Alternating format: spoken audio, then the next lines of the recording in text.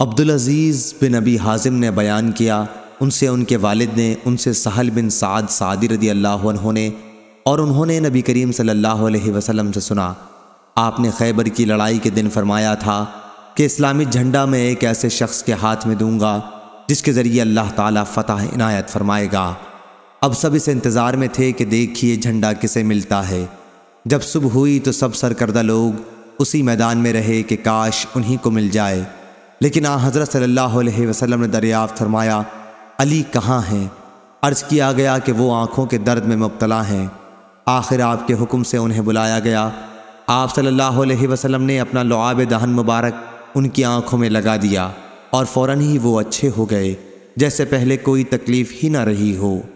حضرت علی رضی اللہ عنہ نے کہا کہ ہم ان یہودیوں سے اس وقت تک جنگ کریں گے جب تک یہ ہمارے جیسے مسلمان نہ ہو جائیں، لیکن حضرت صلی اللہ علیہ وسلم نے فرمایا، ابھی ٹھہرو، پہلے ان کے میدان میں اتر کر انہیں تم اسلام کی دعوت دے لو اور ان کے لیے جو چیزیں ضروری ہیں ان کی خبر کر دو، پھر وہ نہ مانے تو لڑنا۔